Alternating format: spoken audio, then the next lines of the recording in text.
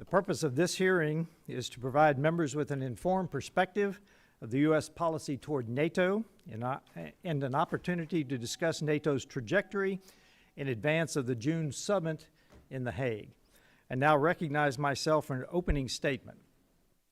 The Hague will be focused on funding for NATO. This first chart, and would you put it up and blow it up as much as you can, shows the NATO nations. They are listed top to bottom by GDP. They are listed on the right side by the percentage that they provide. Can you blow that up more? Blow it up so they...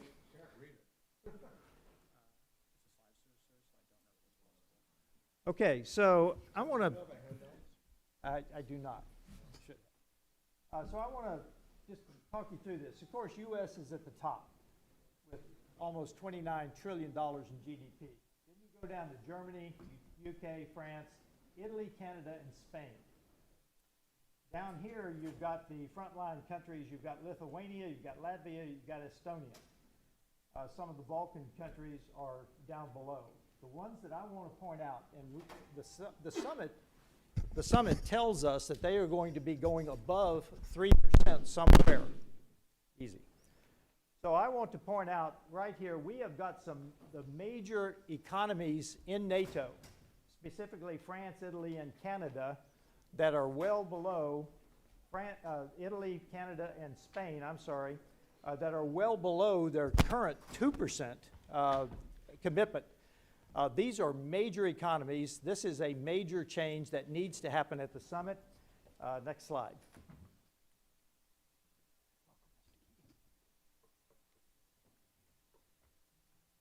Now, just a couple of comparisons. This compares Poland to everyone else on the eastern flank. The eastern flank being defined as Estonia, Latvia, Lithuania, Romania, Bulgaria, and Hungary. Poland has a GDP of about $840 billion. Eastern flank is $890, so they're not dissimilar. The defense budgets are quite a bit dissimilar. Their percentage, though, Poland is at over 4% currently and going higher. The eastern flank is at 2.36 and going higher and is already committed to go higher. Next slide. And one more, just to give you an idea of where the funding in NATO stands. This is Germany versus the eastern flank, so we've added Poland to the east of Germany. So Germany has the 4.6, eastern flank has 1.7. Here are the defense budgets. Look at this. The eastern flank is providing a higher percentage than Germany is. So my point in all of these three slides is there is work to do in the summit later this month. Now, I know that people have made commitments, but what you just saw were 2024, the last year we had a full year's funding toward NATO. That is a major problem that I wanted to highlight. We've got other issues in this briefing, but that's the one that I wanted to start with. The first thing we have to start with is everyone pulling their weight in NATO. With that, I yield back, and I recognize the ranking member, Mr. Chairman, Keating. Kind of make a question inquired to the chair. Those are important charts that you just presented. Could you make copies so that we could look at them here? And let's have copies made shouldn't be that difficult for the staff. Absolutely. So we can do it now. Okay. Okay. Thank you. Thank you, Mr. Costa. We will do that. Mr. Keating.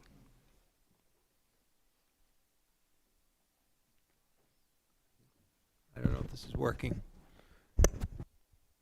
Hello? No, it's not working here. How's this? Oh, good. There you go. All right, there we go. Thank you. Thank you, Mr. Chairman, for holding this important hearing today, and I want to thank our witnesses for their participation in today's hearing.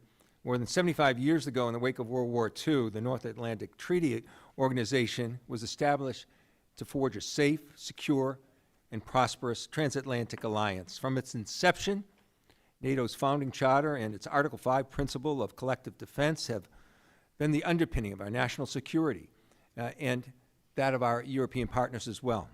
We saw this in action after 9/11, when our allies sacrificed treasure and blood in our defense.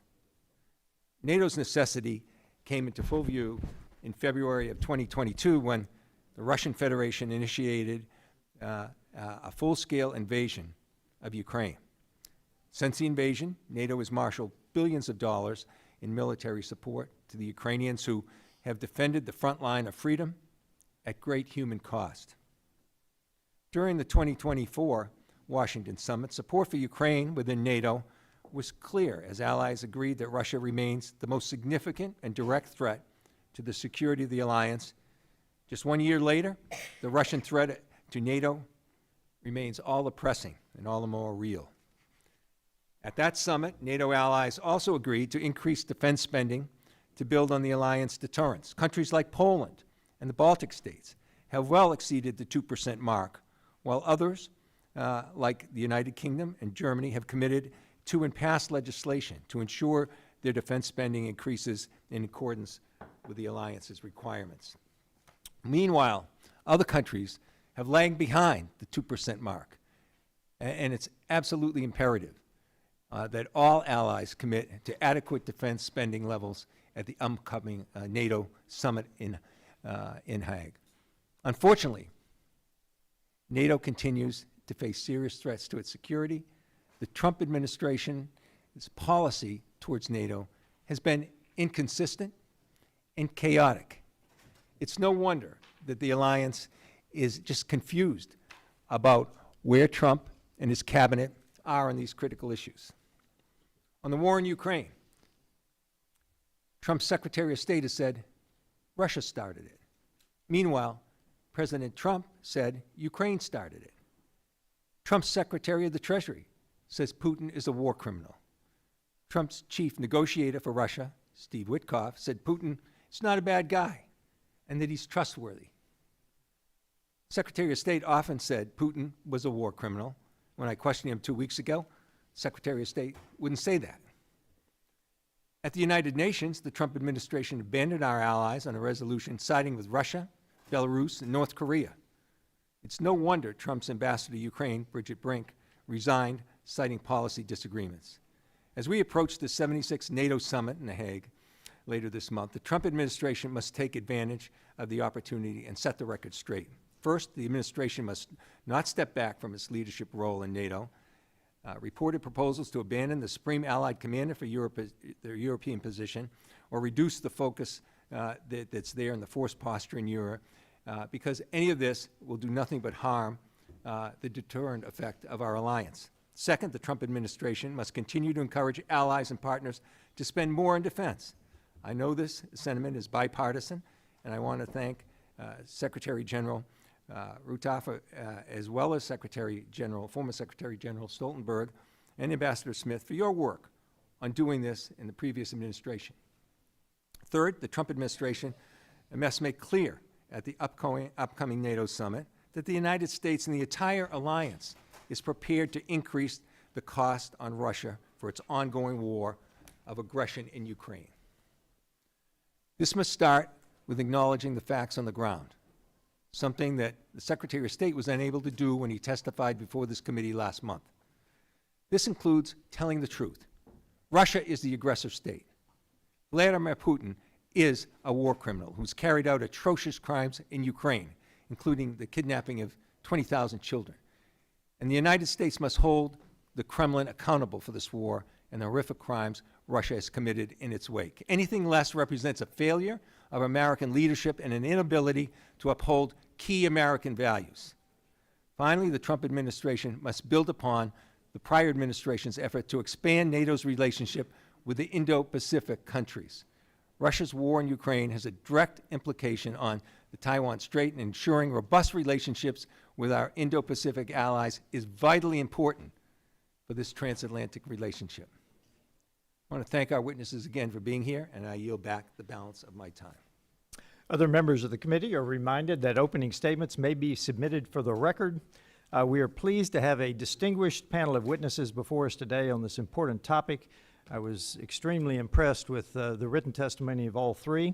I'd like to start and introduce Rear Admiral Retired Mark Montgomery, CCTI Senior Director and Senior Fellow at the Foundation for Defense of Democracies. Sir, you are recognized for 5 minutes. Chairman Self, Ranking Member Keating, distinguished members of the committee, on behalf of the Foundation for Defense of Democracies, thank you for having me here to testify.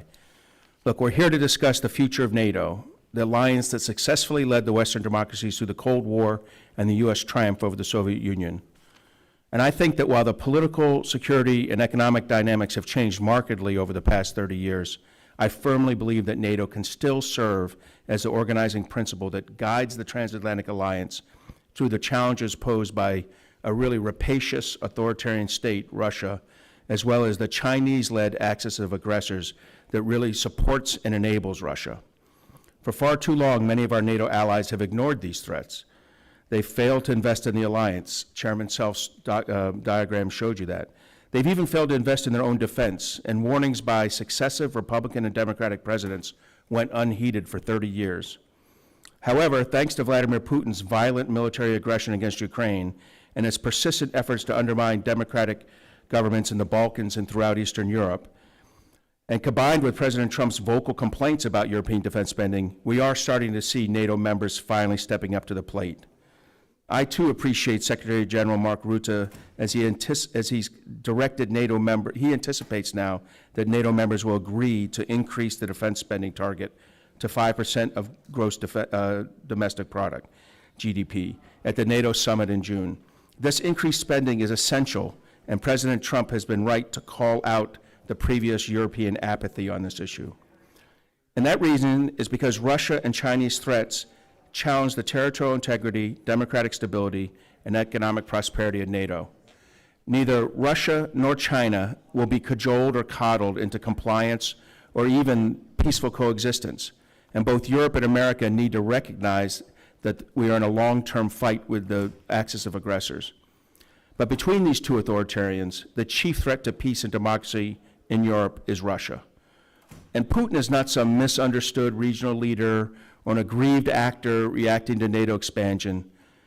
He is instead a stone-cold killer. He's launched wars of conquest, invading his neighbors 3 times in the past 20 years.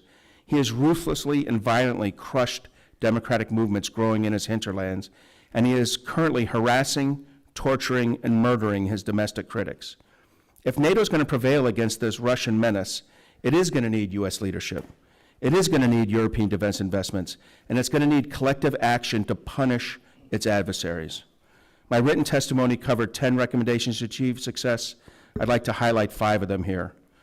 First is the one Chairman Self highlighted. We need to establish and maintain NATO defense spending targets at 5% of GDP. NATO's national governments, even those not within range of Russia's long-range fires, must commit to Secretary General Rutte's proposed new spending pledge of 3.5% of the GDP on defense and another 1.5% on defense enablers, like their industrial base, infrastructure protection, and cybersecurity. This includes the United States. Second, we need to act to protect the critical infrastructure essential to NATO's military mobility. Moving troops and equipment efficiently over land, sea, and air is essential to NATO's ability to project power and sustain forces to fight and win our wars. European countries must prioritize critical infrastructure spending to align with NATO's war plans, not their domestic plans, particularly as it relates to flowing U.S., UK, and French forces into and through Europe. Third, we need to maintain U.S. enablers and force posture in Europe. NATO's strength is measured by how quickly it can move and fight. That speed depends on U.S. enablers, our strategic lift, our operational logistics, our intelligence, our command and control infrastructures. These are capabilities that no other NATO ally can provide. That is why forward stationing U.S. forces and equipment across Europe is essential to NATO's warfighting capacity. The answer to this challenge from Russia is not for America to do less, but for Europe to do more.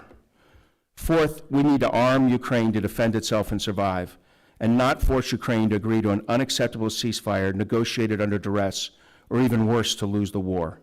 And Ukraine needs 2 things above all else. First, they need constant U.S. intelligence support, and second, they need access to the American-made munitions for them or for Europe to purchase. And then fifth, we have to punish Russia for its aggression. Putin will only change his calculus if the cost of continuing the war becomes unsustainable for him. The United States and Europe must increase pressure and impose costs on Russia by ramping up sanctions on the Russian war machine, starting with its energy revenues and the shadow fleet of fossil fuel deliverers that support that. In summary, I think we need a comprehensive transatlantic effort, defense budget that reflect today's challenges, the resilience to withstand assaults from adversaries, and a clear-eyed commitment to the alliance. If we have those three pillars in place, the United States and its European allies will once again prevail over the forces that threaten peace and security, both in Europe and globally. Thank you for the opportunity to testify, and I look forward to your questions.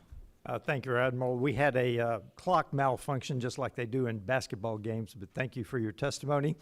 I now introduce Dr. Nile Gardiner, Director of the Margaret Thatcher Center for Freedom and Bernard and Barbara Lomas Fellow at the Heritage Foundation. Welcome, sir. You're recognized for 5 minutes.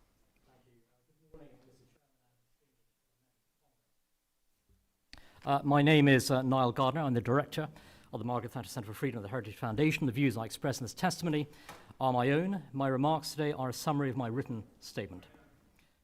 NATO remains the essential force that holds back the Russian bear on its eastern flank and keeps in check the imperialist ambitions of Vladimir Putin's murderous regime. Its role is vital in the defense of Europe in the face of Russian aggression. Without NATO, the brutal reality is that Russian forces would very likely today be rolling into the Baltic states and deep into Europe. We should not underestimate Putin's malevolent intentions and his desire to conquer further territory in Europe. To sustain the alliance, America's NATO allies must fully participate in burden sharing with the United States. The Trump presidency is rightly applying pressure on America's allies to do far more to foster true partnership rather than dependency, especially as the US must increasingly focus on the immense threat from communist China in the Indo-Pacific. This cannot be a two-tier alliance where the United States carries the overwhelming military burden for the defense of the free world, while some European allies build vast welfare states. In 2024, only 22 NATO members spent the 2% of GDP on defense agreed to by the alliance in 2014. This is hugely irresponsible. This includes some of the biggest nations in NATO, including Italy, Spain, and Canada.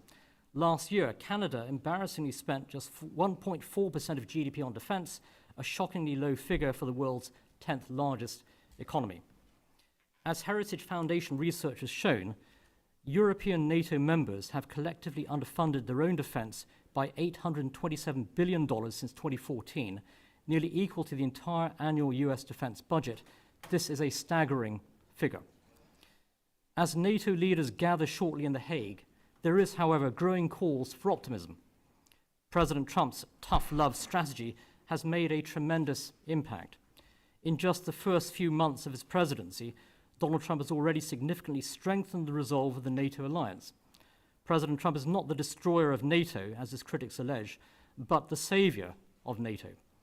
Trump's presidency is a wake-up call for a complacent alliance that had been sleepwalking to decline and possible self-destruction.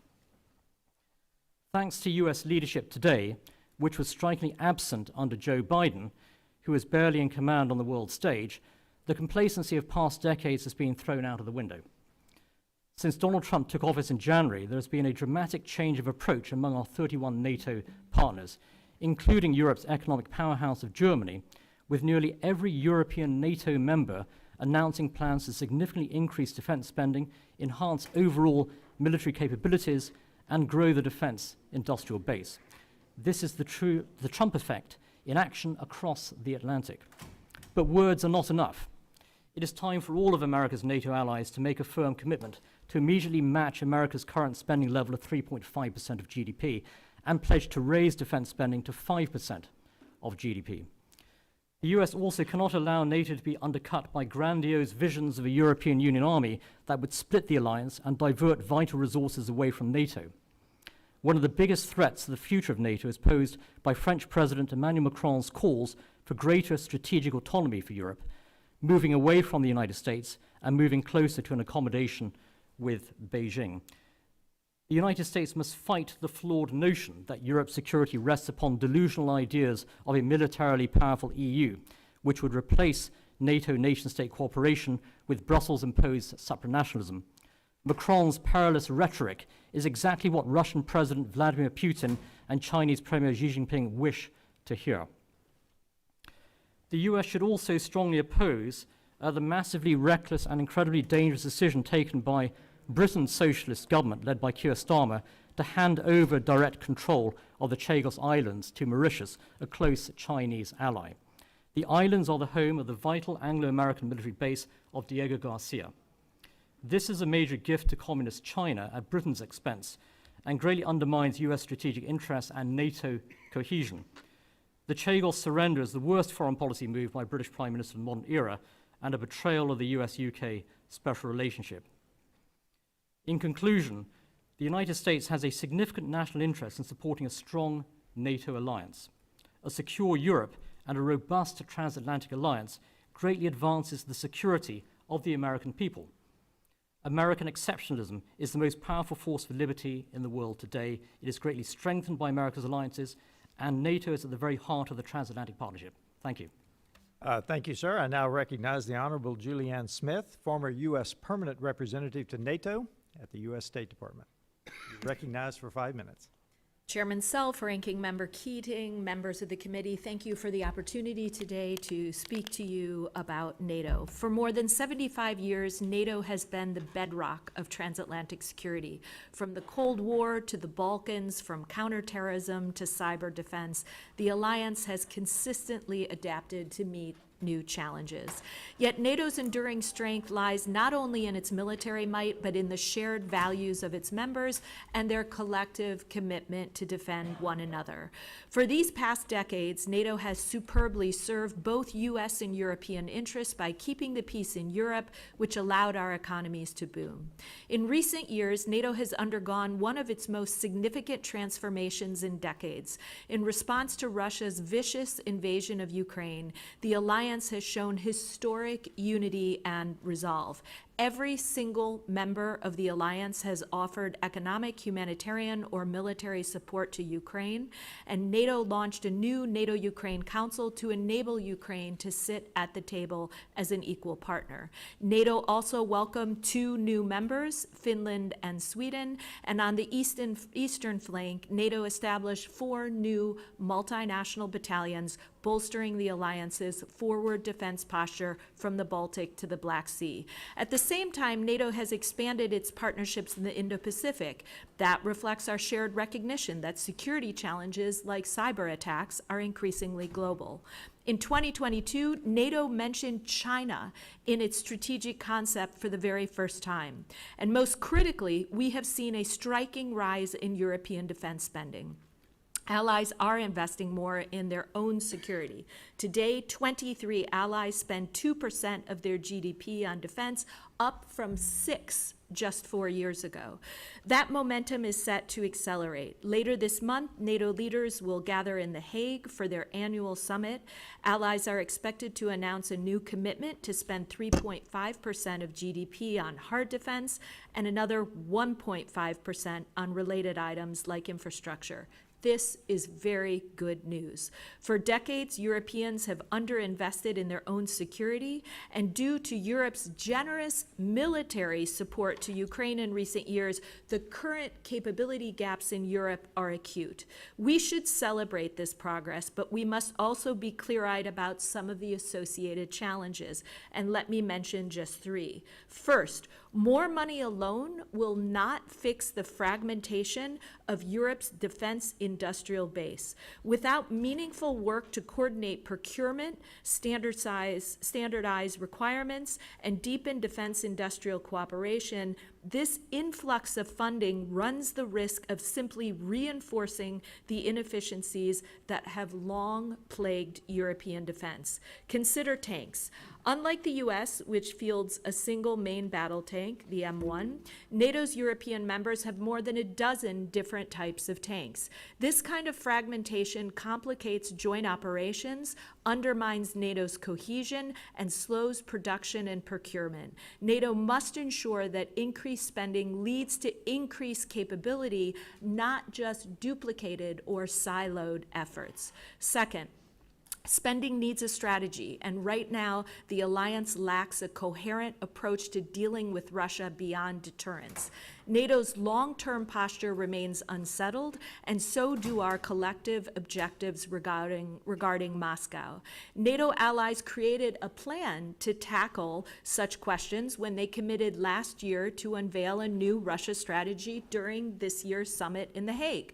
But the alliance paused work on that strategy for fear that it might not reach consensus in the current political climate. That was a mistake. Without a clearly articulated and forward-looking Russia strategy, we risk losing the political rationale for sustained investment. Finally, the alliance today is grappling with a growing trust deficit, which is quietly shaping the way that allies approach increased defense spending. Many European governments worry that U.S. support for NATO is now conditional and subject to sudden shifts. Some allies worry about the recent U.S. shift away from support for Ukraine. These new uncertainties are leading allies to hedge their bets. Instead of making bold, long-term investments in shared NATO capabilities or better co-production efforts with the United States, some allies are focusing solely on capabilities made in Europe.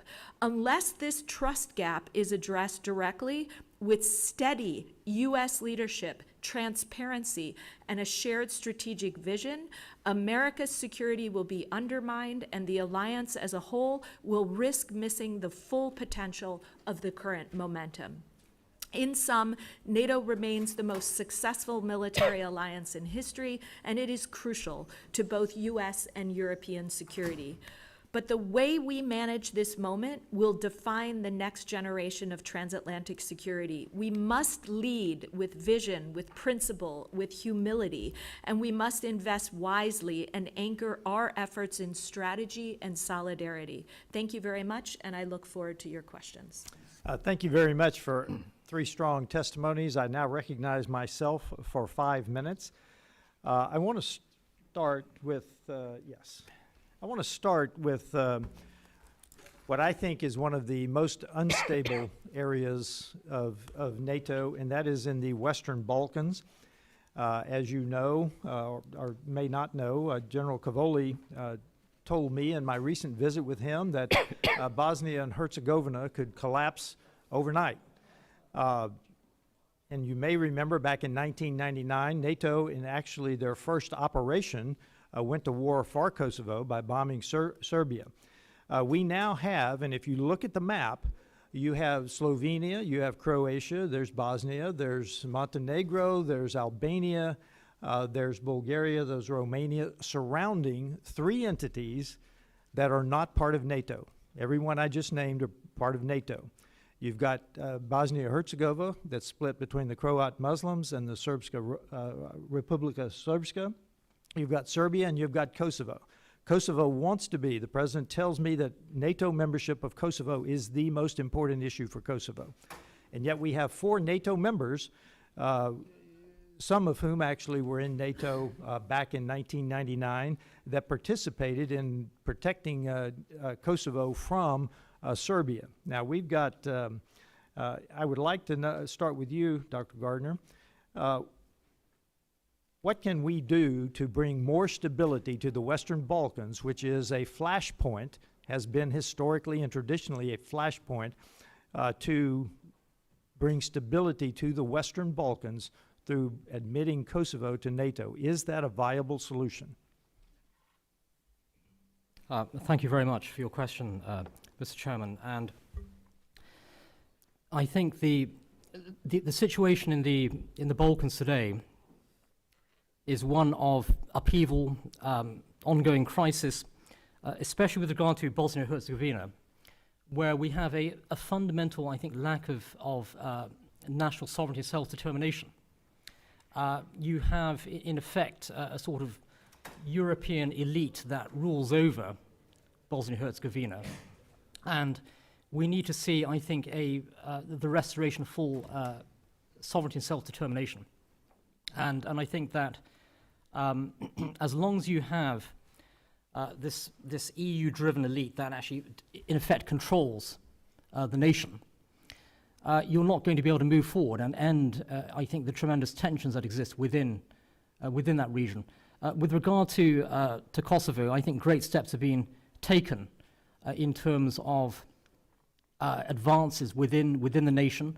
They clearly seek to be part of the NATO alliance. I think that with regard to Kosovo, there has been a lot of positive developments. I think we'll have to assess how things move in the coming months and the next 2 years or so. But I have to say that there is growing optimism with regard to the broader outlook for Kosovo and for future participation in NATO. So I do remain optimistic on that Okay, side. thank you, yes. Admiral Montgomery. I'll take a slightly more aggressive approach and say that I think Serbia and the Republic of Srpski are both bad actors who place Balkan stability at risk. I think their leaders, Vucic and Dudic, are thugs who are intentionally, I think Dudic is trying to make the Bosnia largely a tinderbox, and Vucic has aims on eliminating Kosovar sovereignty.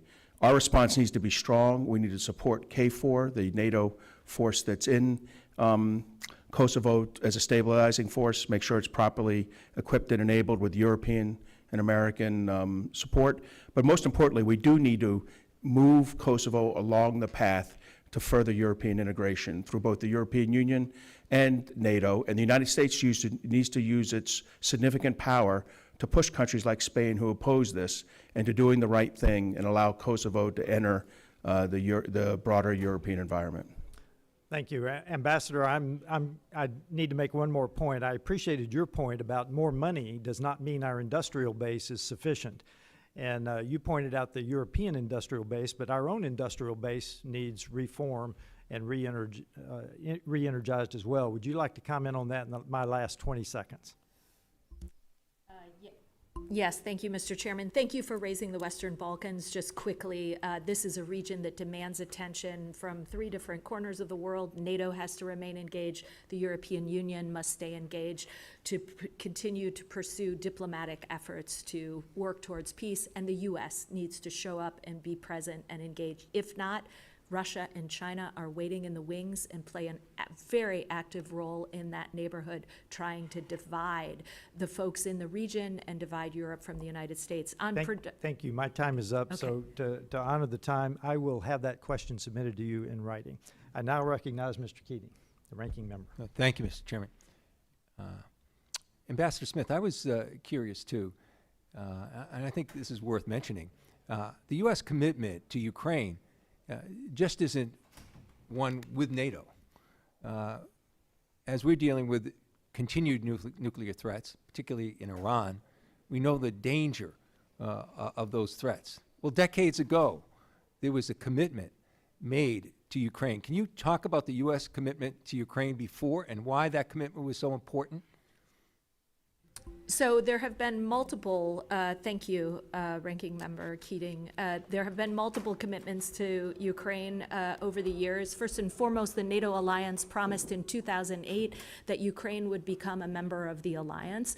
But Ukraine has also gone through its own process of ridding itself of any sort of nuclear weapons program with the hope that the United States and other countries would come to its aid. Big an arsenal was that? I mean, there was the U.S., there was Russia.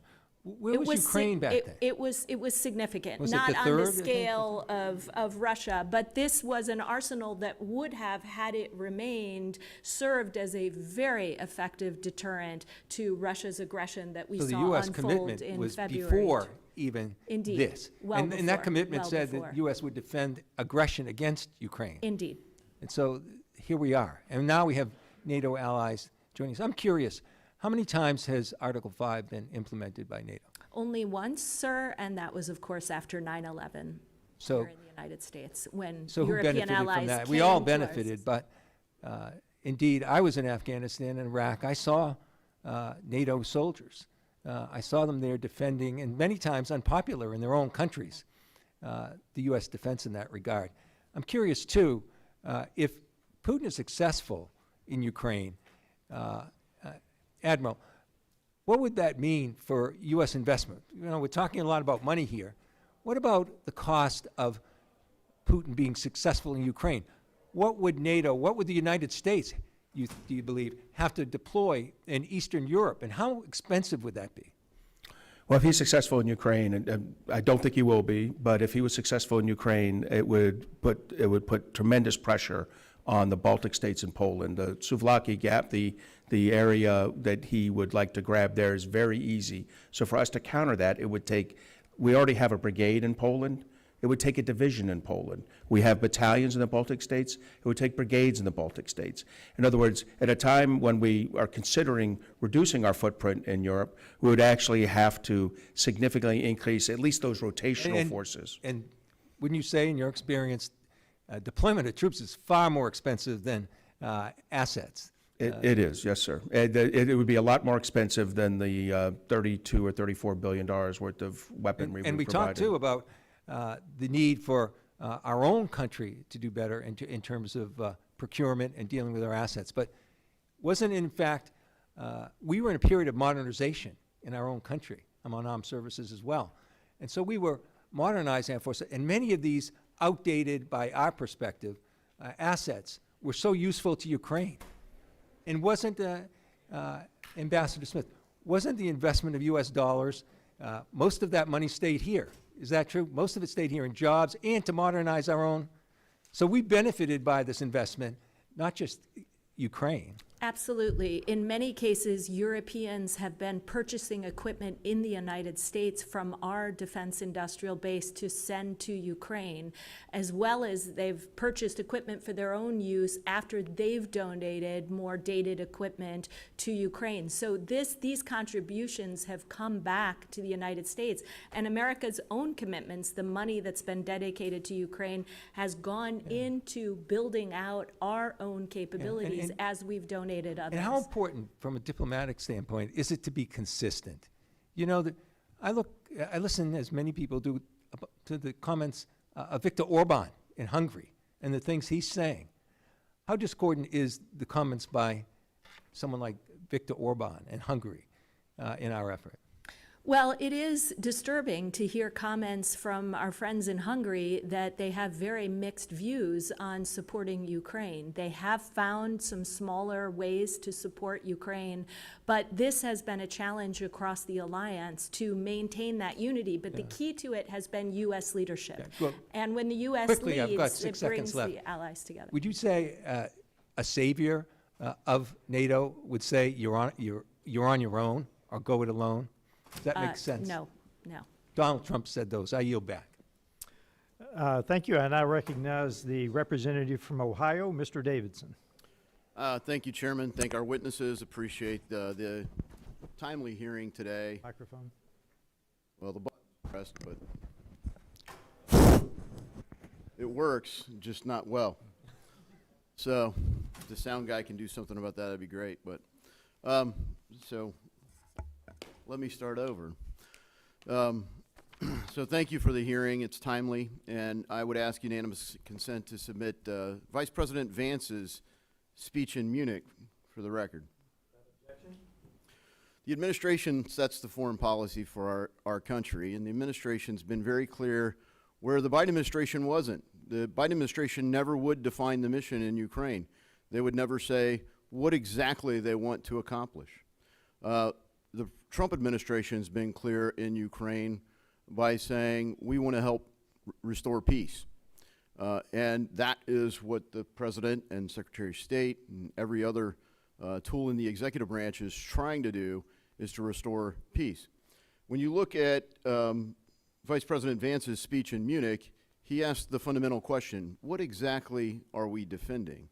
And not just territory, but ideas. And values. And I think it's noteworthy because we see people from Western Europe claiming asylum in Hungary so they don't go to jail for free speech or for participating in a political party like AfD or the now majority party in Poland or the winner of the presidential election from the Conservative Party there. So you see values that are undermining the institution.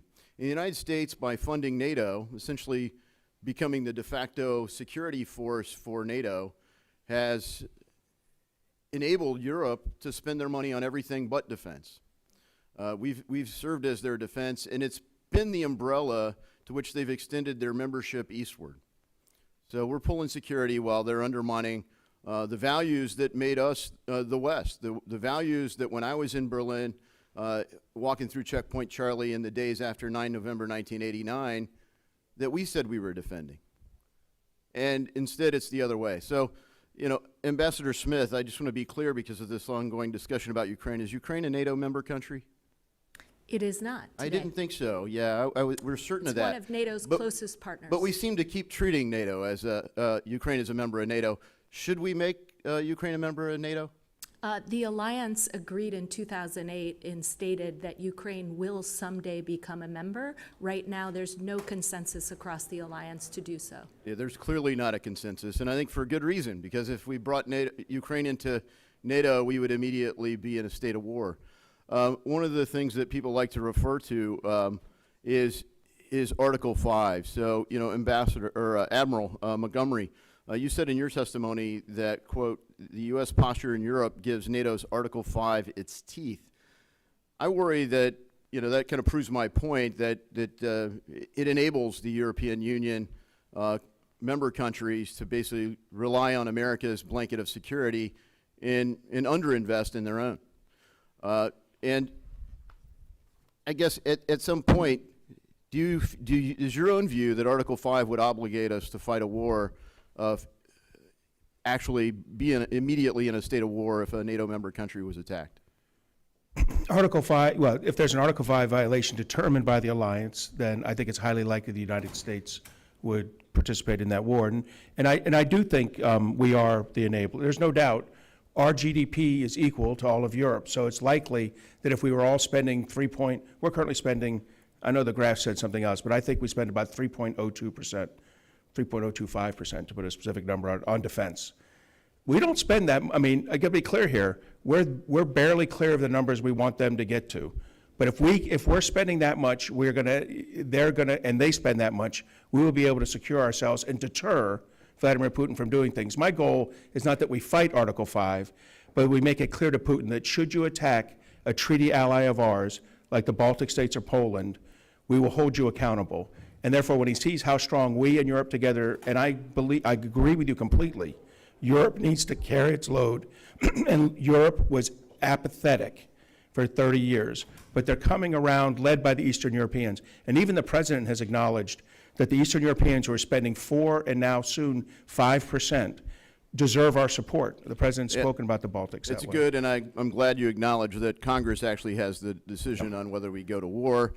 So Article 5 doesn't automatically trip it. You know, my time is largely expired here, but I just want to point out that, you know, President Eisenhower thought that if we were in NATO for 10 years, that we would not have succeeded in the mission in NATO. So I think it's worth questioning, as Vice President Vance did in Munich, what are we doing here? Thank you. And I now recognize the representative from Nevada, Ms. Titus, for 5 minutes. Thank you, Mr. Chairman. I don't know if these things work or not. All right, we'll back to, thank you. All right, just taking a little different tack. We've seen Russia launch information attacks and European countries that are in sensitive political context, and we've seen it in Georgia, we've seen it in Moldova. It's also extended to NATO countries like Romania in their recent election, and all these attacks are aimed at causing confusion. They deepen political and social divisions. They destabilize societies, and the ultimate goal is weakening NATO, I believe. So, Ambassador Smith, I'll start with you. Can you tell us how NATO is working with allies, partners, and private sector actors to kind of identify, expose, and address and combat this foreign disinformation that's coming from Russia? Thank you very much, Representative, for raising Russia's hybrid tactics. They use a variety of tools to try and divide societies from within and divide Europeans from each other and Europe from the United States. They fly into NATO airspace. They use disinformation campaigns. There have been incidents of sabotage where suddenly we've seen arson attacks of warehouses full of weapons destined for Ukraine. We've seen undersea cables cut. So this is a standard playbook on the part of the Russians. NATO has increasingly turned to improving and strengthening its toolkit. We have better cybersecurity tools. We now exercise and train to test where we would hit that Article 5 threshold under some potential hybrid attack from Russia. We have better surveillance in the Nordic-Baltic space, looking for incidents where they're about to clip another undersea cable. So NATO is the place where we can work hand in glove with our European allies to get a stronger and better toolkit to deal with Russian gray zone tactics. I'm glad to hear we're doing those things, but at the same time, we're eliminating the Global Engagement Center. Can you address how that might work to our disadvantage? Well, that's unfortunate because right now in the U.S. government, it seems that this administration is not placing any importance on those types of efforts to combat disinformation stemming from not only Russia, but Iran, from China. These countries work together to share messages, to learn from one another in how they promote these pieces of disinformation. And the U.S. traditionally has been a leader in helping allies understand how to counter those efforts. But right now, with the elimination of the Global Engagement Center, we will likely not be the beating heart of those efforts going forward. I agree with that. Can I add one thing on that, ma'am? The Trump administration didn't get rid of the Global Engagement Center. Congress did. You allowed its authorities to expire last December. I agree, it's a mistake. But what the Trump administration has done is gotten rid of the Voice of America and most of the other distribution systems, which is a mistake. That tells the truth about America for people to hear. When I lived in the Soviet Union in the early 1980s, Voice of America and Radio Free Europe are what you could hear there to hear the American story. So I'm disappointed in the Trump administration for that, but I don't blame them for the Global Engagement Center. You and Congress allowed that to expire in December of last year. I didn't. Don't say I did, but yeah, some did. You. Okay. Well, you have done a few things too. Let me ask you this, shifting over here to you, Admiral. Excuse me for saying General. We're fixing to go to the NATO summit in The Hague. Now, we've got two allies in a part of the world that needs more and more attention, the Eastern Mediterranean. So many things are happening in that area, from Israel, Syria, Lebanon, you name it. We got two NATO allies there. We got Greece and Turkey. Greece is a friend. Turkey is not such a reliable ally. What's the message we should be sending to Turkey when we go to The Hague next week? Look, I agree with you, and I'm glad we're selling Greece F-35s. I think we should continue to sell Greece significant weaponry as necessary so they can do their job securing the age and southeastern Europe. Turkey needs to get a strong message from us that they should not be eligible for the F-35 until they completely give up the S-400. I'm very concerned that the administration is going to remove one little part, direct the movement of one little part from the S-400, and then say Turkey can buy F-35s. That's a mistake. Turkey needs to be held accountable for its bad decision-making on the S-400s and on its support for Hamas. And I think that's the strong message that needs to be delivered by the administration in The Hague and elsewhere. Thank you. Now yield back. I now recognize the representative, Ms. Kim. Good morning, everyone. Thank you, Chairman Self and Ranking Member Keating, for holding today's hearing, and thank you for joining us today. I want to ask my first question to Mr. Montgomery. NATO's ability to deter threats from Russia depends on a robust and responsive defense industrial base. However, Europe's defense industries face critical vulnerabilities in supply chains, production capacity, and procurement strategies, as highlighted by Russia's war against Ukraine. And with some NATO allies still falling short of the 2% GDP defense spending pledge, that also limits investments in modernization and readiness. So can you talk about the specific steps that NATO allies can take to address any vulnerabilities in Europe's defense industrial base, especially when it comes to critical munitions and advanced systems production? Yeah, thank you for bringing that up, and you're absolutely right. You know, as we look, as we sourced Ukraine over the last 3 years, 95% of the what U.S. provided was U.S. equipment, but more than 50% of what of the Western equipment provided by the Europeans was U.S. equipment. They do not have an effective defense industrial base. I also don't believe they can properly conceive of what is needed. It took you, Congress, 40 years to build the current defense industrial base and trillions of dollars in direct investment. And the Europeans have not made those commitments. And when I hear President Macron talk about a European solution to this, the amount of money he discusses is way too low. So the truth is the Europeans are going to need to rely on us over the next decade to rearm themselves, and they're also going to need to build their own defense industrial Do you have base. some specific ideas as to how United States can help European allies in overcoming those shortfalls? And at the same time, we need to ensure the interoperability within our alliance. I think we should take the Rheinmetall, the example we have right now with Rheinmetall, a German artillery firm, which is partnered with with U.S. firms so that they can scale their production properly. So what I think is joint ventures between U.S. companies and European companies that build both in the United States for jobs in the United States, but also in Europe for jobs in Europe with that European money. That is the most logical, cost-efficient way. It's not what the French are proposing, but I think long-term, that's how NATO needs to settle out. Next, I want to talk about Russia and China. You know, in your testimony, Mr. Montgomery, you made it very clear that Russia under Putin is the, in quote, single greatest threat to peace and democracy in Europe. You also noted the role that China has played in helping sustain Russia's war in Ukraine and providing dual-use technologies and economic support. So we know China is bolstering Russia's defense industrial base with microelectronics, telecommunications equipment, and drone technology. So in that context, how should NATO adapt its deterrence and defense strategies so they can address the combined military and technological threats posed by Russia-China partnership? No, you're exactly right. And what I'm saying there is that Ukraine is actually fighting 4 countries right now: Russia, China, North Korea, and Iran.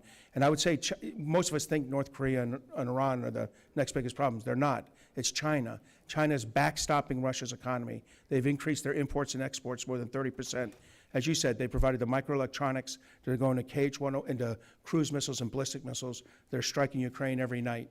We absolutely have to hold China accountable for its support to Ukraine. Is there specific capabilities or partnerships that NATO should prioritize to counter those threats?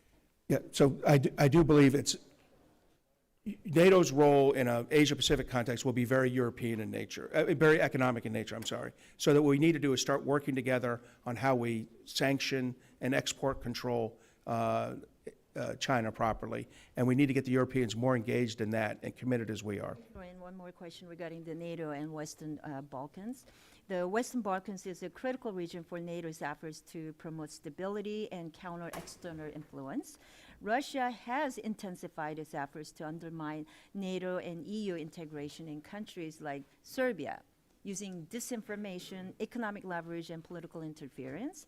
So what specific strategies should NATO employ to counter Russia influence in the Western Baltics or Balkans, and particularly in Serbia, as I mentioned, and where the favorable perceptions of Russia are growing, especially, like I said, in Serbia? Well, I think you're exactly right. President Putin has supported both Vucic in Serbia and Dudic in Republic Srpski. We need to fully support Kosovo in its efforts to enter the European Union and NATO. But more importantly, we need to ensure that the stabilizing force, NATO's KFOR force in Kosovo, is properly manned and equipped to do its job to provide the warning that's necessary so that Washington can hold Serbia accountable for threats to Kosovo. Thank you very much. My time's up. I yield back. I now recognize the representative from California, Mr. Costa. Thank you very much, Mr. Chairman. For the purpose of my 5 minutes, I want to focus on NATO and Ukraine. But let me first remind ourselves a bit of history. When Russia invaded Ukraine on February 24th, 2022, there was strong bipartisan support that this was about good versus evil. Very clear, good versus evil. Let me quote from a speech that President Ronald Reagan gave in 1983. To ignore the facts of history and aggressive impulses of an evil empire is simply to call the arms race a giant misunderstanding, and thereby remove yourself from the struggle between right and wrong and good and evil. President Ronald Reagan in 1983. I submit to you, ladies and gentlemen, members of this subcommittee, that this is still about good versus evil, bottom line, okay? So when we look at NATO and when we look at the United States post-World War II, would you not, witnesses, share that the United States and whoever has been president of the United States, World War II to today, has been viewed as the indispensable leader of the free world? Ambassador Smith.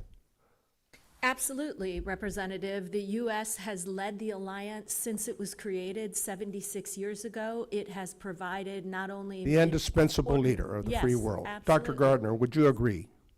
100%. The United States is the indispensable leader of the free world. It remains so Rear today. Admiral Montgomery, what would you say? I'd say absolutely, and we should keep the command of SACEUR as part of that indispensable leadership. So we're part of the seminal moment in world history today as we look at what has taken place, because Putin has been very clear. Although the Soviet Union has imploded, he still has visions and dreams of restoring this Russian empire. Does he not? Would all three of you agree? Yes. Yes. I mean, he's been very clear in all of his speeches here. So, Ambassador Smith, yes or no, do you believe a strong NATO alliance is important to counter the rising and aggressive forces of China? Yes, I do. Not to suggest that the NATO alliance is going to operate in the Indo-Pacific, but it's deepening partnerships with Japan, South Korea. China is very carefully watching what we're doing in Ukraine. Would all Indeed, three of you agree? indeed. Yes. Yes. Whether or not we're going to maintain our commitment to our allies and to a democratic and free Ukraine? Yes. The world is watching, would you not say? Absolutely. So therefore, this is a seminal moment in American and world history with our NATO allies. Yes. Yes. Agreed. Admiral Montgomery, the probable outcome of the support, and you've been there, I know, recently in Ukraine, of the F-16s and other support to ensure that, and of course, we're all amazed, but we shouldn't be, because once again, I remember all the intelligence briefings we received prior to Russia's invasion of over-expectations and under-expectations, but the Ukrainian brave people are the MacGyvers of this new type of warfare. Would you not agree, Admiral Montgomery? I do, and their use of the F-16 has been exceptional in the few months they've been operating them. And what should we be doing to ensure that those aircraft are fully operational and able to achieve their capability? We gave them the F-16s, the European countries did, without what's called life cycle maintenance. The consumables, the equipment, the training, the maintenance stuff they need. We need to fully provide the life cycle maintenance, and we need to provide the right weapon systems to be used as a counter-drone. And our allies, the Danish and the Netherlands, have provided the aircraft. We're helping to try to train the pilots, but we need to do more. Is that not correct? That's correct. We need to do the supply chain, the logistics, and we can just sell it to them. We don't need to give it to them. We can sell it to them, but we have to provide that life cycle maintenance. And, sir, I have to emphasize, we need to give them the counter-drone rocket systems, the APKWS, that you need to fire from those systems. You wrote a column about this last week. There are very types of systems that the aircraft are lacking that we should provide. What are they? The rocket system I just mentioned, a active jamming system. The jamming system is very important for the protection of these That's right. We aircraft, want to right? make sure that the pilots who are trained in the United States and the aircraft, of which they have limited numbers right now, as you said, for the Netherlands and Denmark and eventually Norway, survive. They are fighting them exceptionally, but they could use more support from us. Let me finally indicate, when Secretary Rubio testified before the committee here about a week ago, they talked about maximum pressure on Iran to prevent them from obtaining nuclear weapons. And by the way, I agree with that. And I urge the Secretary, what are we doing to put maximum pressure on Russia to ensure that they understand that we mean business and we're going to stay with our allies? What should we be doing? We should be sanctioning the people who are helping the shadow fleet evade sanctions. In other words, Chinese, Indian, Turkish companies that are taking the fossil fuels that are shipped from Russia on their shadow fleet and allow them to circumvent the existing sanctions campaigns. Neither the Biden administration nor the Trump administration has properly enforced sanctions to allow that to happen. And if we put maximum pressure, maybe Russia will come to the realization that we mean business? Potentially. He is Vladimir Putin, so I won't say yes. Thank you. I've extended my time, Mr. Chairman, and I will submit further questions for the record.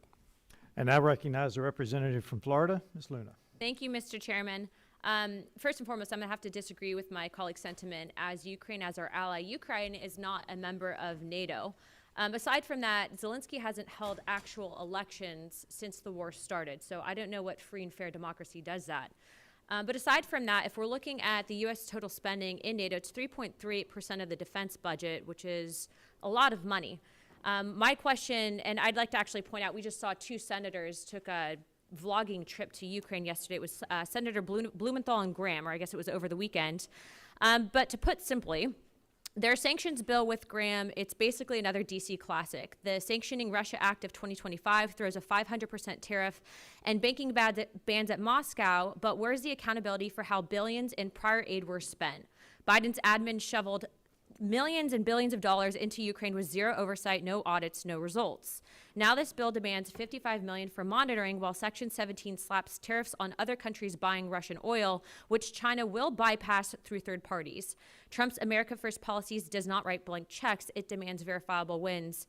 And if Europe is not going to step up militarily, why should U.S. taxpayers fund their security theater? Sanctions without enforced negotiations are just performative politics.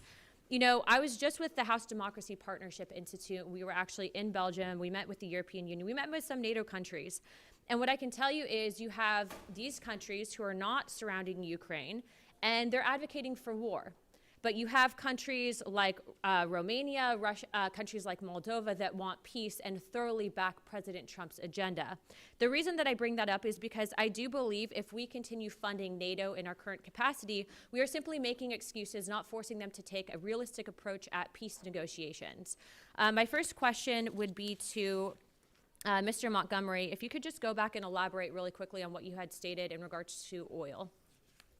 Yeah, right now the Russians are able to ship their fossil fuels in avoidance of the existing sanctions, which both the Biden and Trump administration have in place, by finding third parties. They ship them on illegal shadow ships, and third parties, and you mentioned them, China, India, Turkey, are receiving that. The way you normally stop that is you then sanction the companies receiving that, the ports receiving it, and the banks involved in the procurement, and then those companies back off. And historically, we've seen that happen with Iran, with North Korea, with others. So all we have to do is enforce the existing laws, the existing sanctions, and we will take away what is funding Russia's military operations. Instead of performative politics, correct? I mean, I agree with you. Well, instead of the, yeah. Yes. I think you can do that regardless of the sanction bill going on in the Senate. Cool.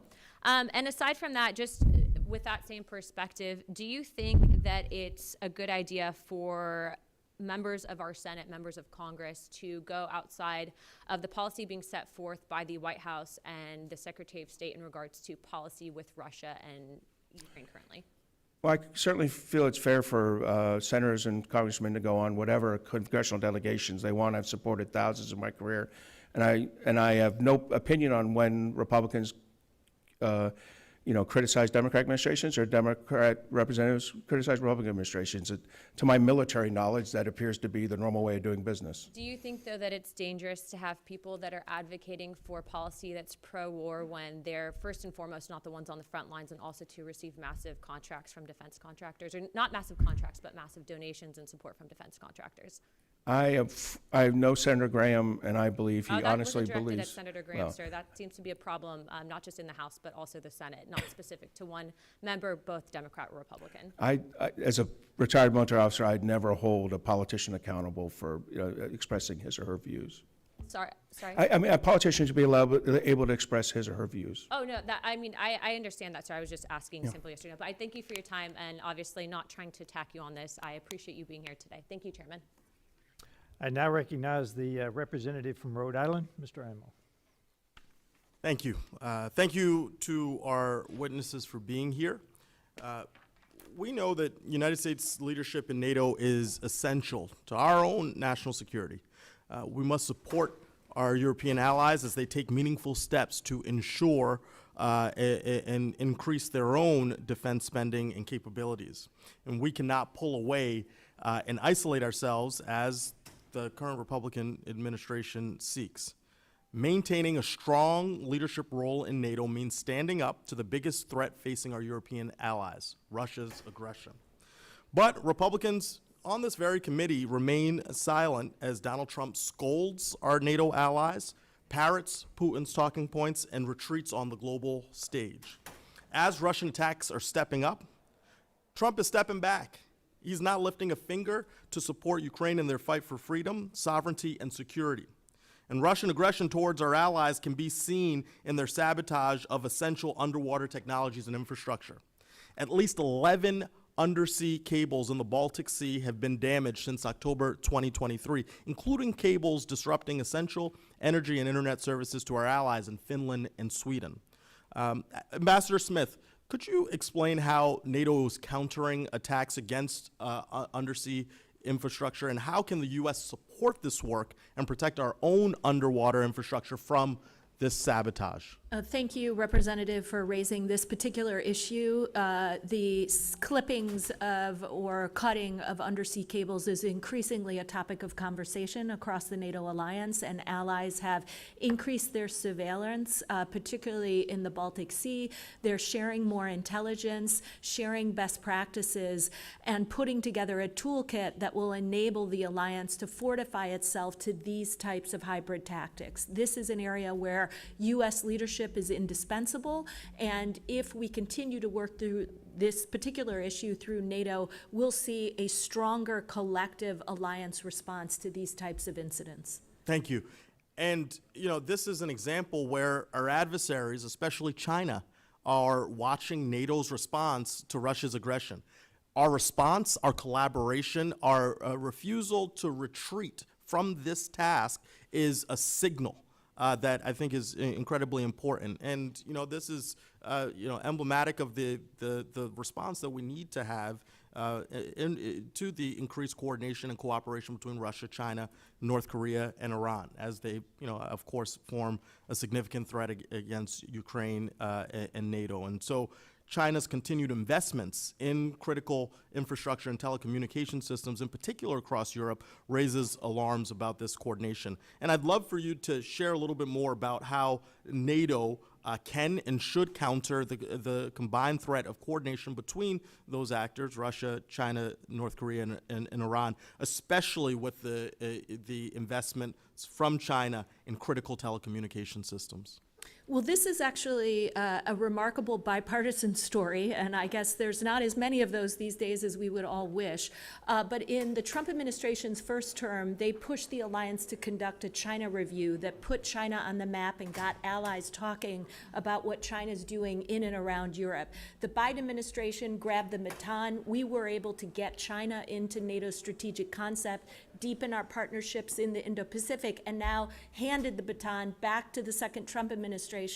My hope is that this administration will continue to run down this path to heighten allies' awareness of what China is doing in Europe, whether it's economic coercion, disinformation, or fueling and helping supply Russia's war in Ukraine.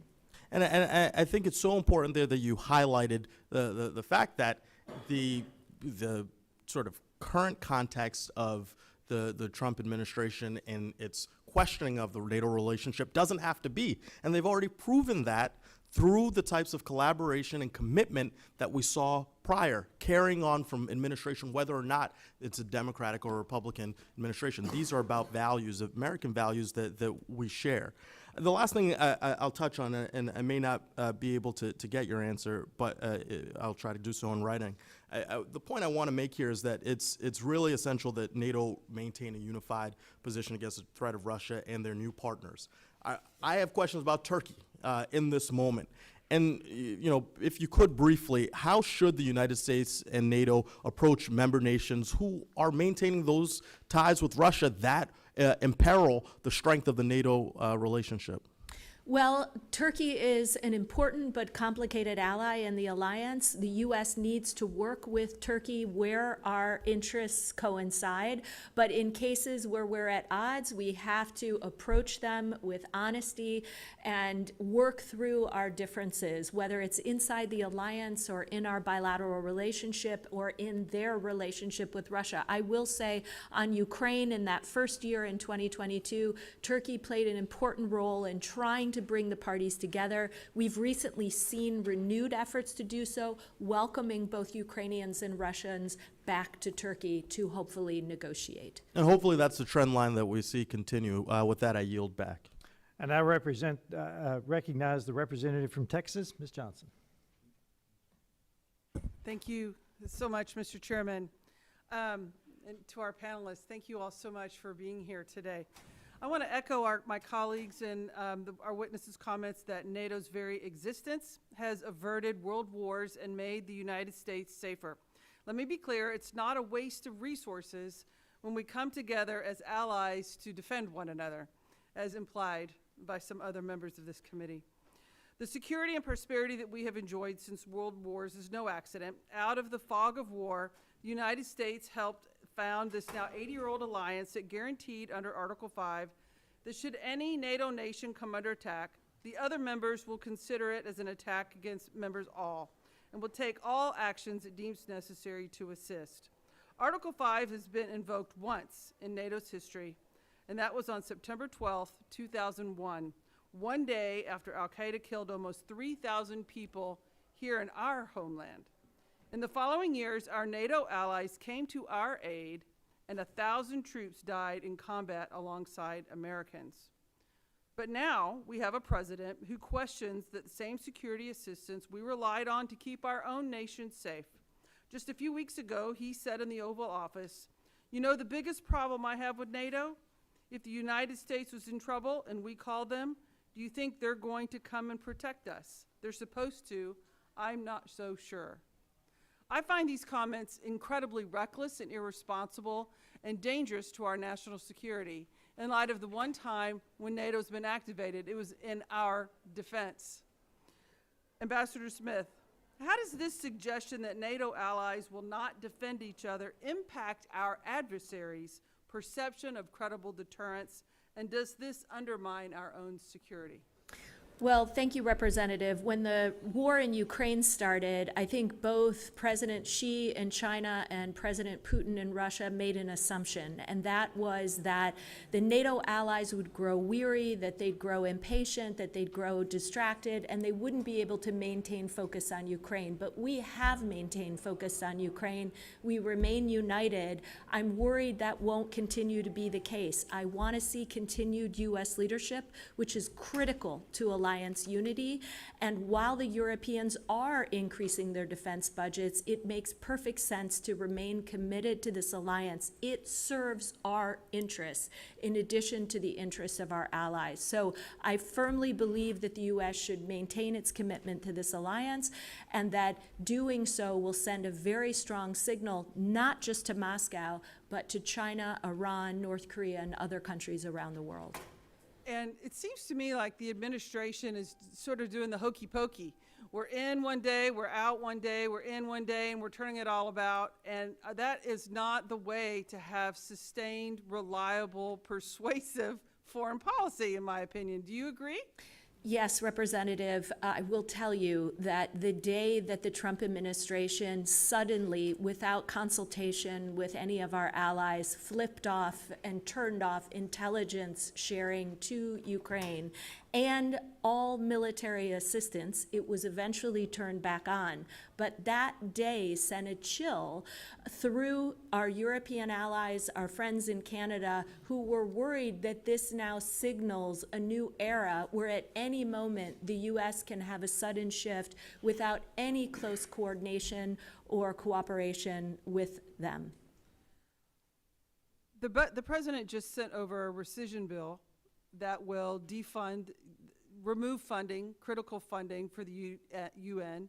I'm curious as to how this panel feels about the U.S. decreasing its financial commitment to the UN and what that would do to our national security interests. Yes. Thank you very much for the question. And no, I fully support efforts to reduce funding for the United Nations, because the United Nations is riddled with corruption and inefficiency and frequently acts against U.S. national interests. And I think that the Trump presidency is pushing for greater accountability from the United Nations, and that is absolutely right. Admiral, And so, how do you feel about that?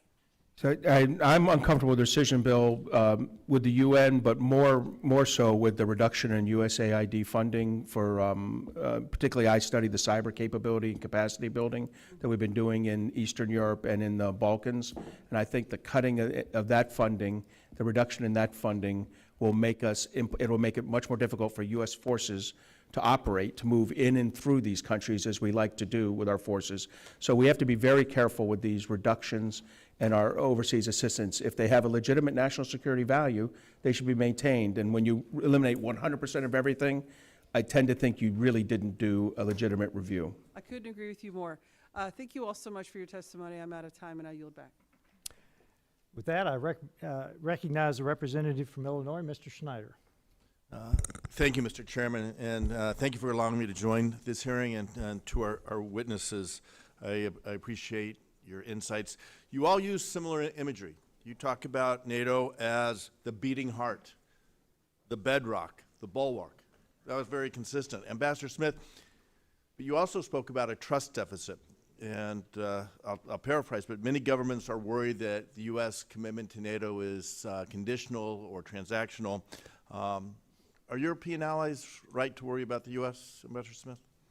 Well, I will tell you, having just got back from Spain a couple of days ago and having the opportunity to meet with a number of allies across Europe, there is a real concern that the United States right now is unpredictable, and that its position both on Ukraine and on the NATO alliance is entirely unclear. They do not like that unpredictability and worry about whether or not U.S. leadership will continue. Ask my time back because I want to cover a lot of things. But Dr. Gardiner, right to worry? if I could respond to that, actually, and I've met with dozens and dozens of European delegations here at Washington over the past few months, and also have been to several European capitals recently.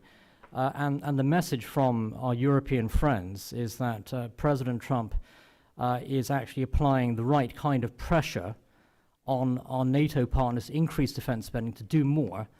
He is really shaking up the transatlantic alliance in a very positive way, and I've not heard the negativity that you're referring to. I appreciate that. Rear Admiral Montgomery? I don't think this has been a wise maneuver, just like I didn't think it was wise to pull out of Afghanistan without informing our NATO allies. I think we have about a 5-year streak right now of being too unpredictable and too unfocused on the actual rapacious authoritarians staring us in the face. And if I can pick up from there, I remember the images from Bucha.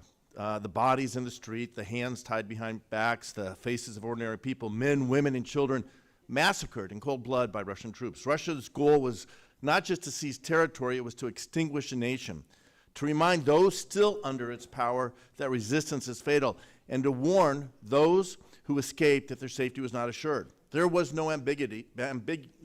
It was terror. It was annihilation. And it was specifically staged for the world to see. And the world responded. NATO reinforced its eastern flank. Our allies rose to the moment. And for the time, I would argue, so did we. But I think at this moment, the United States is drifting. Not drifting. We're actually being led away from principle towards paralysis. The president has remained silent as Russia renews its campaign of drone strikes against civilians. He has not condemned the atrocities. He has not mobilized support. He has not led. And many in Congress, including some of my colleagues on the other side today, have followed that example. They speak of Ukraine's cause but shrink from its defense. They blockade, delay action, and offer platitudes in place of policy. Some have mistaken political convenience for principle, or they have lost both. We are once again at a point of strategic and moral clarity. Ukraine is not asking for our troops, it is asking for our resolve. NATO is not demanding escalation, it's asking for consistency. Each day that the United States hesitates, NATO's deterrence is tested, and not only in Kyiv, but in Warsaw, Tallinn, and beyond. And if Ukraine chooses to pursue NATO membership, as we promised in 2008, as As Ukraine is part of an agreement to relinquish its nuclear weapons, is part of the family of nations, there has to be a clear and credible path forward for Ukraine, who has made sacrifice, who has bravely fought the Russians. We need to honor our commitments and admit that door to NATO remains open to free nations, not just Ukraine, but free nations who meet its obligations and share its values. So my question, I'll turn to Ambassador Smith again. Bucha was a moment of clarity. The president has been silent on Bucha, been silent on the renewed campaign, Russia's renewed campaign of drone strikes against civilians. He told Zelensky that he had no cards to play in the Oval Office. I can only imagine what Zelensky was thinking, knowing that there were plenty of cards left to play, as we saw this weekend. What does the president's silence communicate to our NATO allies and to Moscow in particular? It has led to uncertainty about whether or not the U.S. is clear-eyed here about who is the aggressor and who is the victim. The U.S. needs to state repeatedly that Russia is the aggressor and Ukraine is the victim. We must apply more pressure on Russia to move towards peace, but we also have to ensure that Ukrainians don't have any limits on the size of their forces or whether or not they can build a future force so that this doesn't happen again. Thank you. I'm over time. As been noted here, NATO came to the United States aid under Article 5 after we were attacked on September 11th. NATO has led the way in ensuring that Ukraine is able to defend itself against aggression from Russia. There is no dispute. There should be no question. We have to be clear that that was the case. I appreciate the witness's testimony, and I yield back. I now recognize the representative from Delaware, Mr. McBride. Chairman, I request 30 seconds to make a unanimous statement. You're recognized, Mr. Keating. Thank you. Thank you, Mr. Chairman. Last hearing, you referred to Representative McBride as representative, and I can't fathom how you just can't continue to do that. In any case, it's obvious to me that Representative McBride wants to focus on the job she was elected to do. So going forward, every time you do this, she'll demonstrate who she is, and you'll demonstrate who you are. With that, let us focus back on the hearing. Thank you, Ranking Member Keating. I am indeed here to talk about strengthening our national security by bolstering our NATO alliance, because democracy is under attack, both in the U.S. and around the world. NATO, grounded in shared cultural values with our transatlantic allies, plays a vital role in defending democracy and sustaining the U.S.-led democratic world order that protects our freedoms every single day. NATO has been a defender of democracy both at home and in Europe for over 75 years, fostering both one of the longest periods of peace between great powers in human history and the greatest expansion of freedom and individual liberty ever. On the global stage, this administration is attacking our NATO allies, Denmark and Canada, canceling foreign aid without notice, and defending Putin's illegal war in Ukraine. Most dangerously, this administration is undermining Article 5 in explicit ways. But the threat to NATO and to the security it has fostered is even more insidious than just that. Here at home, we are seeing a democratic backsliding and dangerous illiberalism take hold. When due process is infringed upon and the First Amendment is trampled upon, we are not simply violating domestic norms and constitutional freedoms. We're communicating to Vladimir Putin that we no longer cherish the shared values that underpin our commitment to NATO. We communicate we aren't willing to defend democracy here at home, and in so doing, that we're not willing to defend it overseas. That democracy and individual liberty are not principles that we will fight for. And this is part and parcel of a broader global project aimed at dismantling democratic institutions and shifting toward authoritarianism.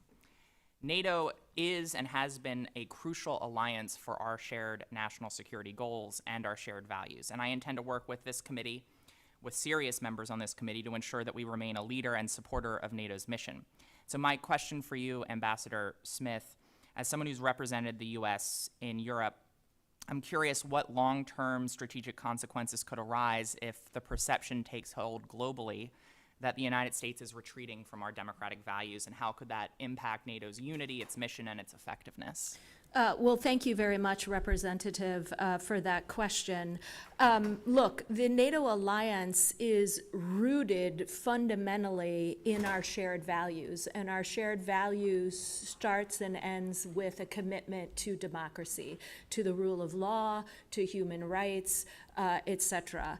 And so if we have a situation where certain allies are starting to question America's fundamental commitment to those democratic values, the foundation of the alliance simply won't hold.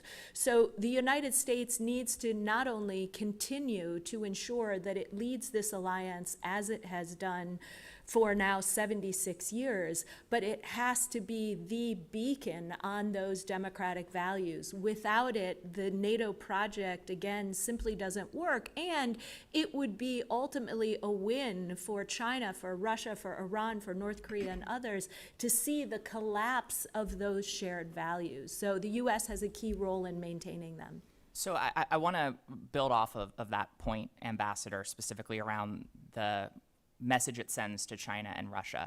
I touched on in my opening comments how a receding of democratic norms and values and rights here in the United States could communicate to Vladimir Putin that we are less committed to the values that underpin NATO. So I'd love to hear your perspective on how that illiberalism here, how that democratic backsliding here could potentially embolden Vladimir Putin. Well, we can't do anything, Representative, to signal to Moscow that we are backsliding on any of those core values, and we have to ensure that America's commitment to the alliance is ironclad. It is there. NATO is there to defend our shared values. We do not want to give Russia any impression that we're backing away from that commitment.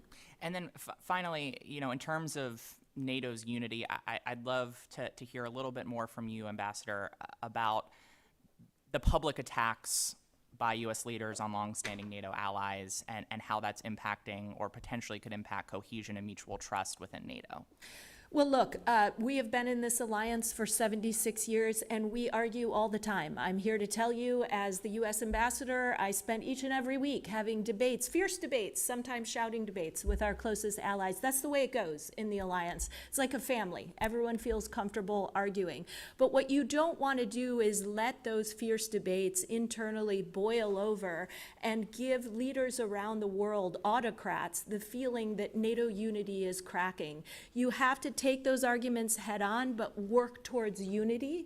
And what I want to see is this administration reassuming and taking on that leadership role in the alliance, calling out Russia for its aggression and indiscriminate attacks on civilians inside Ukraine, and putting maximum pressure, not just on Iran, but maximum pressure on the Russians. Thank you. I'm over time. I yield back. The ranking member has agreed that we will have a second round. So I recognize myself for 5 minutes, and I'd start out. I've got a potpourri of questions here. But Dr. Gardiner, you responded to that last, and I thought you wanted to give a response to one of those last questions. If you'll take a few seconds. Yes, thank you very much, Mr. Chairman. And I would like to respond to the remarks made by Representative McBride, because I think the comments there were absolutely ridiculous, and the attack on the United States as a nation supposedly backsliding on democracy bears no relation whatsoever to reality. I'm proud to live in the freest nation on earth, and the United States fights every day for freedom and democracy across the world. And I find it absolutely astonishing that a member of Congress would compare the United States to Putin's Russia. And the United States is today the beacon of democracy and freedom in the world. And we see that on a daily basis. And I just want to mention on the record that I find it absolutely appalling that a member of Congress makes astonishing attacks on the United States full of lies that carries no relation whatsoever to reality. American leadership is incredibly powerful on the world stage right now. And the United States is leading the NATO alliance based upon the principles of freedom and democracy and individual liberty. And we're seeing that. and we should be proud of that record instead of trying to tear America down as the left does all the time. We should be proud of everything this great nation stands for, and that includes at its very heart the freedom and liberty that are the foundations of this great nation. Thank you. Thank you. And to get back to some of the details, I'd like your opinion, Dr. Gardiner, of the arrest warrant for Dodik and the potential impact on the Western Balkans and their refusal to carry through with that arrest warrant. Yeah, actually, on that particular issue, I'm going to defer to my colleague, Ms. Montgomery, who I think has a more detailed understanding of that particular issue. Thank you. I do think it's a, thank you, Niles. I'll tell you, I'm not optimistic that the arrest warrant will be executed. I am confident that Dodik is a criminal and should be held accountable. And I'm afraid, I think I share your kind of implied concern in previous questions, that the Balkans are a tinderbox, and that our inability to hold Vučić and Dodik accountable is eventually going to lead to an inflammation and a deeper requirement for European and potentially even United States to get involved. So I wish it would be executed properly. I suspect it won't, sir. Okay, very good. Now, we had a very short conversation about the Suwalki Gap. That is, in my mind, the second most important issue facing NATO. So would you give us a tutorial on the Suwalki Gap and the Kaliningrad enclave and what that enclave represents to Russia? Well, as a retired Army officer, I'm not surprised you bring that up, but I agree with you completely. The Suwalki Gap is a narrow throat that Russia would like to grab in order to bring itself with a greater Russia, with Belarus, in contact with the Kaliningrad Oblast, which is the most heavily fortified geographic position in the world. Despite the war in Ukraine, the Russians have not backed off one iota from packing weapon systems into there that hold Poland and the Baltic states at risk. The ability to close that, I think, 60-kilometer gap would be very rapid in war. But, I believe the Russians can do that, and certainly with what they've learned in Ukraine, they will be able to do that. So I share your concern about the Suwalki Gap. This is one of those issues where Europe and NATO need to be thinking very hard about how you persistently deter Russia from being able to do that. I do not think you can get the weapon systems there 5, 6, 7 days after the fact. It will be lost by then. And the Baltic states and Poland share your concern. And my last point in my last 30 seconds is FMS reform. We have a great need to reform FMS, and I'll just make that point on the record. We have still billions of dollars behind in weapon systems that Taiwan has already paid for. Saudi Arabia stands in front of Taiwan for the Harpoon missiles, having paid for the restart. So it's something we cannot take our eye off the ball. Ambassador, you mentioned the defense industrial base. FMS reform, I think, is vital for the future of everything that we've been talking about. With that, I yield my time, and I recognize Mr. Keating. Thank you, Mr. Chairman. There's a lot of misinformation, I believe, that's going around the U.S. And around the world regarding the commitment of our NATO allies, our European allies, in fact, the 50-country allies that all are working as one to defeat Russian aggression in Ukraine. So I'd like, Ambassador Smith, could you take some time and straighten the record out here? I mean, the contribution from Europe is extraordinary. So if you could take some time and correct some of those misconceptions.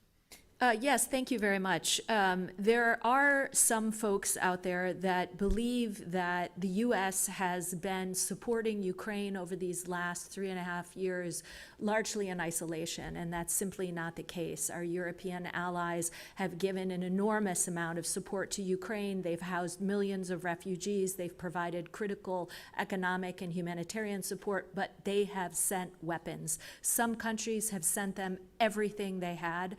The Baltic Baltics, the Poles, a country like Romania that sent essentially all of its air defense. These contributions have been critical to what Ukraine has been able to do to defend its territory against Russian aggression.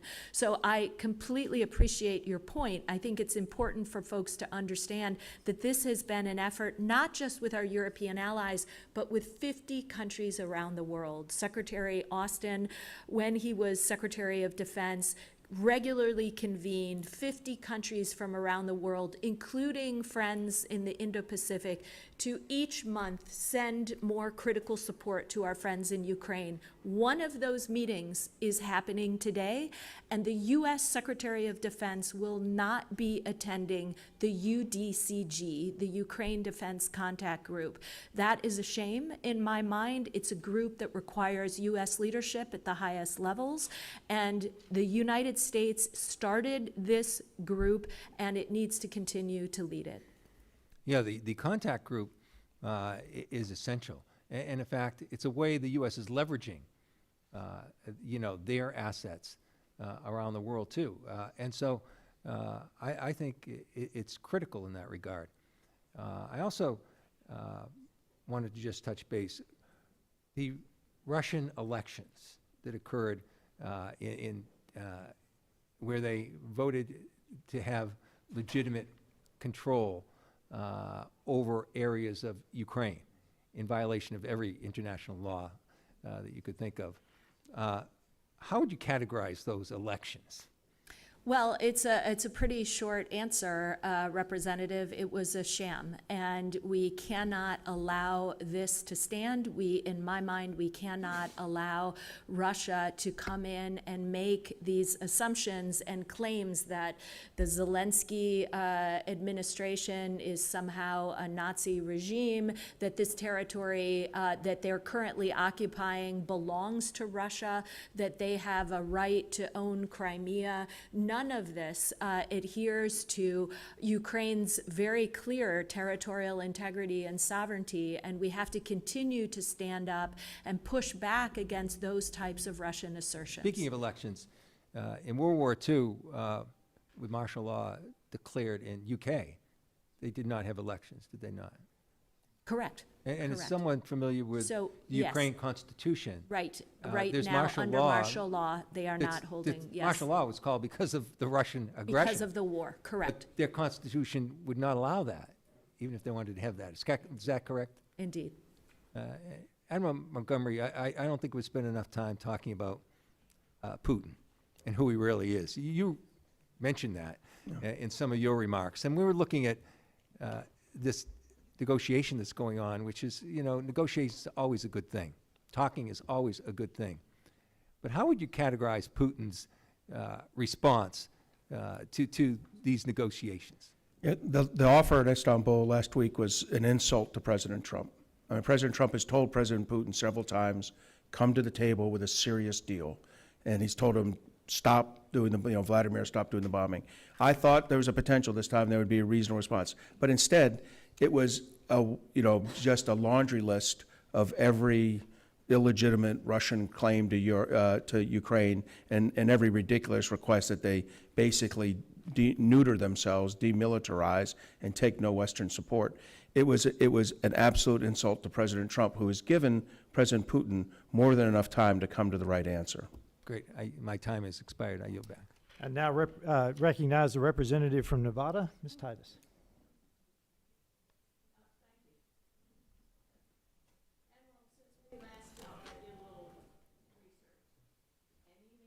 The Trump administration was not the one that eliminated the Global Engagement Center, but rather you pointing in this direction. I said it wasn't me, but you meant Congress simply allowed it to expire. Now, the White House Republicans did indeed refuse to include the extension of the sunset in the FY National Defense Authorization Act, and based on some since debunked conspiracy theories. But the Biden administration tried to keep their work going by putting this mandate in the State Department's Counter Foreign Information Manipulation and Interference Office, the RFIMI. Now, unfortunately, then, on April the 16th, Secretary Rubio announced the closure of that office as a way to, and I quote, champion free speech. Now, since you asserted that Congress failed in its decision to not reauthorize the GEC, do you also believe that the Trump administration failed in its decision to close the RFIMI? So, and I know your staff will go do more research, and you'll read that I've written 3 articles condemning the closure of the Global Engagement Center But I wanna hear it on the and record. President Trump's closure of this. I absolutely believe we need to counter disinformation. The closure of the Department of Justice, Department of the Federal Bureau of Investigation, FBI, and Department of Homeland Security's disinformation shops was equally reckless by this administration. So I absolutely think that we should be looking for disinformation. Russia and China are aggressively conducting cyber-enabled economic warfare and influence operations campaigns against this country. The one final thing I'll say is the most deleterious, worst information operations campaign going on in this country is the use of TikTok. TikTok, you and Congress properly banned it last year. President Biden signed it into law. TikTok is being used by China to change the social narrative in our country, to convince the 180 million 18 to 35-year-olds who use it that the United States is not a great country, that China's suppression of Uyghurs is okay, that China's suppression of Taiwan is okay, that the Russian invasion of Ukraine is okay, and that Hamas's terrorist act against Israel is okay. TikTok needs to be banned. To me, that's the worst disinformation operation, but I agree with you completely that we need a global, something like the Global Engagement Center. I've argued for it for about 2.5 years now. I was just pointing out that the actual problem was Congress failing to reauthorize it. Thank you. I just wanted the record to clearly show who all was responsible and what the whole context in the story was. And if you weren't answering it the way I had hoped you would, I'd take offense that you think my staff has to do my research, but you can write your own books. But thank you for that answer. I now recognize the representative from Illinois, Mr. Schneider. Thank you, Chairman Self. And before I do ask my question, Dr. Gardiner, I have to tell you I take great offense. You're respectful people, honorable people can disagree on policy. To question Democrats' commitment and patriotism is unacceptable. I love my country, and I know my colleagues do. I am committed to the country, like Rear Admiral Montgomery, Ambassador Smith, our colleagues here. We take an oath to defend the Constitution, and we do that with seriousness and integrity. So I take great offense. We live in a great country. We are a beacon to the world. I am the father of a Navy veteran. Like Admiral Montgomery, he was a surface warfare officer, and we can disagree. We don't need to besmirch each other's commitment to our country. Rear Admiral Montgomery, in your opening remarks, you stated, I'm going to quote you here, "I firmly believe that NATO can serve as a bulwark that brings transatlantic alliance through the challenges posed by a rapacious authoritarian state, Russia, and the China-led axis of aggressors that supports and enables Russia." And I think we agree on that. My question for you is it can or is it must? Must NATO be at that forefront? Yeah, in my written I said can, and in my oral I said must, because I believe it's must. I mean, look, there is no substitute for us. I agree with Nile and his characterization of French President Macron's initiatives here. They're going to go nowhere. It needs to be us. It needs to be NATO. Myself, Chairman Self, others have served with NATO over 40, 50 years. We are the bulwark of democracy in Europe, and we are the only thing that is strong enough to defeat them together. Europe has to spend more. We have to spend more. We're going to go below 3% in real GDP, defense spending and GDP, not the numbers that we get from some disarmament agency in Scandinavia. We're going to go below 3% over the next 2 to 3 years. We need to get ours up. They need to get theirs up. It's the only way we can defend ourselves. And I think it was Ambassador Smith, you talked about it. We need to do that in a coordinated way. We need to have a strategy, and a strategy follows a vision of the role of NATO, what role it plays today, but also into the future. What do you see as the role for NATO looking to the future?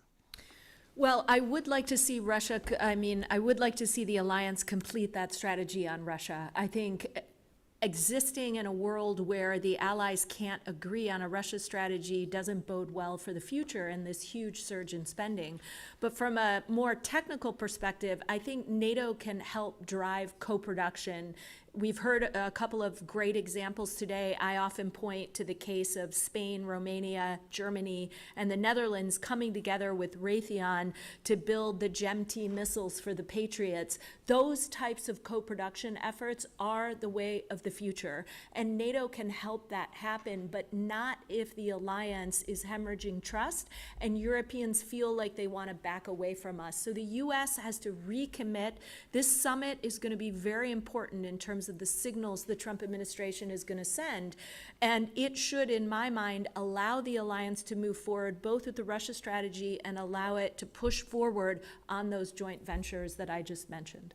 I couldn't agree more. You answered actually my follow-up question, which is that U.S. role.